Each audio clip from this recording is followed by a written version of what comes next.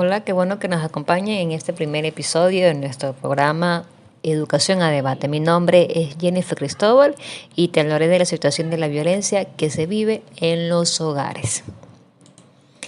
Y es que la violencia intrafamiliar es como su mismo nombre lo indica, aquella que se produce en el seno familiar y no hay un patrón único de conductas y se puede manifestarse de muchas maneras. Padres que golpean a sus hijos y a sus parejas, abusos sexuales a los hijos, agresiones de los hijos a los padres o ambientes familiares caracterizadas por insultos, vejaciones y actitudes agresivas. La violencia tiene niveles y matices distintas. En sus versiones más moderadas encontramos expresiones de lenguaje con intenciones ofensivas, un tono despreciativo hacia la demás o algunas actitudes irrespetuosas. En el extremo opuesto al que se encuentra la guerra, la máxima forma de violencia. Y este es un problema social que va aumentando y no es exclusivo de ambientes marginales y desestructurados. En los medios de comunicación aparecen noticias que ponen un relieve en una violencia creciente en el ámbito familiar y estas noticias son cada vez más habituales. El factor educativo también juega un papel, ya que no es habitual que una familia de una buena formación incorpore pautas violentas en su vida cotidiana.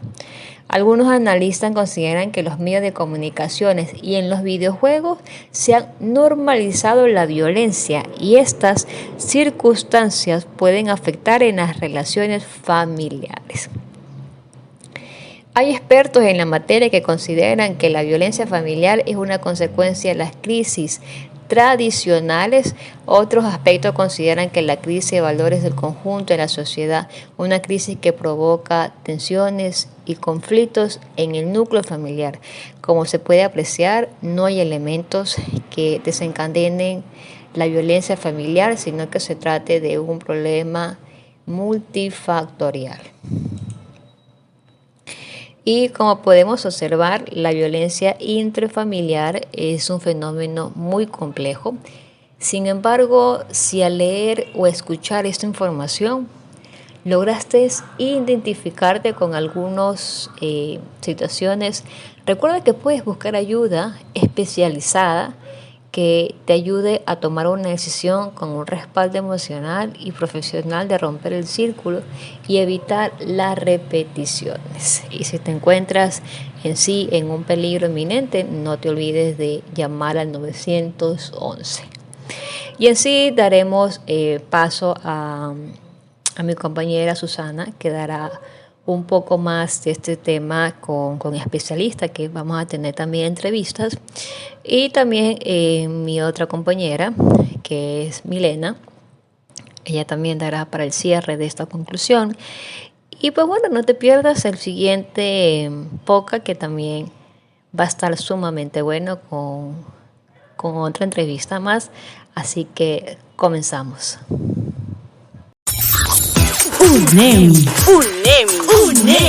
UNEMI, Sistema Integrado de Medios. Buenas tardes, buenas noches, estimados oyentes de este subpodcast, La Educación a Debate. Vamos a continuar hablando sobre el por qué surge la violencia en el hogar. ¿Acaso es un patrón de conducta amenazante o violenta combinada con otros tipos de maltratos? Claro, pero abordaremos un tema primordial primeramente sobre qué es la familia.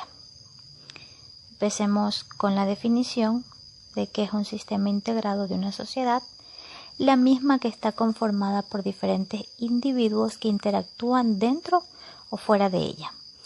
Cada uno de ellos cumple diferentes papeles y responsabilidades.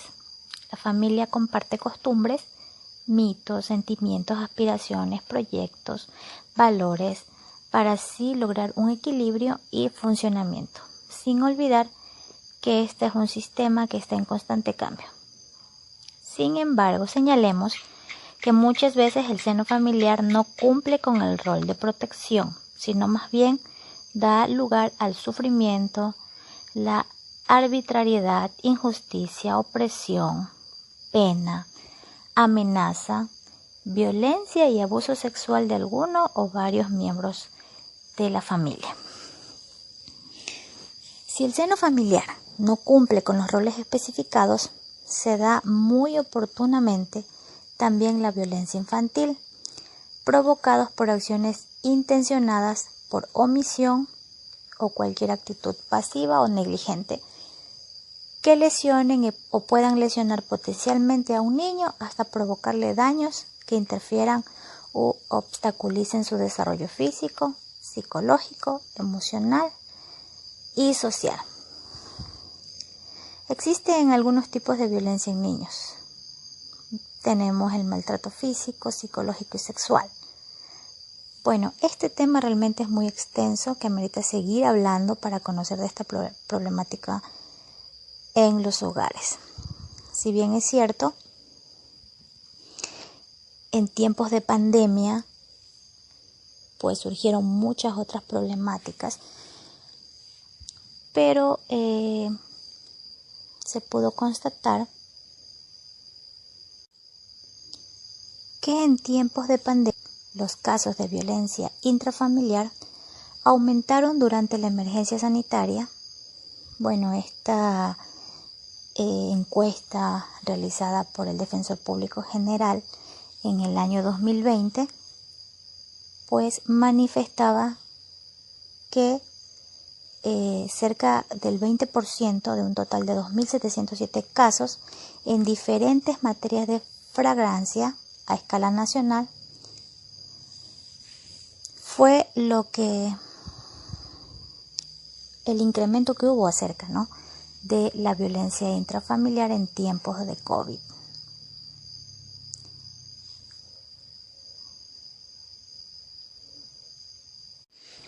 Y también podemos añadir acerca de los efectos de la violencia doméstica en los niños.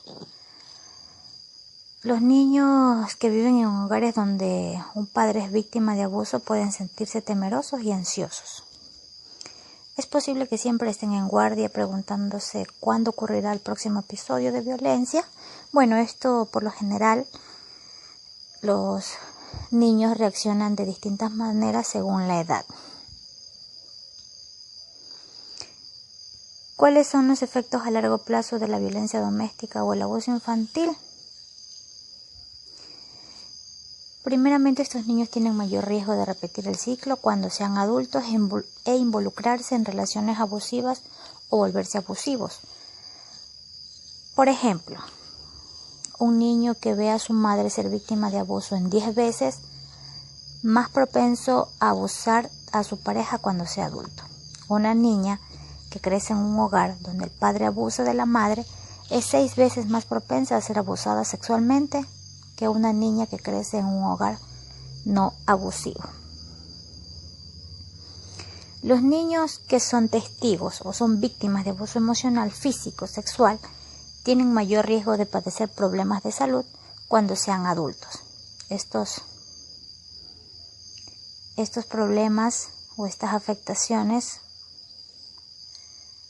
pueden provocar depresión, ansiedad, baja autoestima y bueno, muchos otros problemas. Asimismo, hablemos acerca de los niños. ¿Será que se pueden recuperar de ver o experimentar la violencia doméstica o el abuso? Cada niño responde de manera diferente al abuso y al trauma. Algunos niños son más fuertes y otros más sensibles. El éxito que tenga un niño a la hora de recuperarse del abuso o el trauma depende de varios factores, entre ellos tener un buen sistema de apoyo o buenas relaciones con adultos de confianza, alta autoestima y amistades saludables.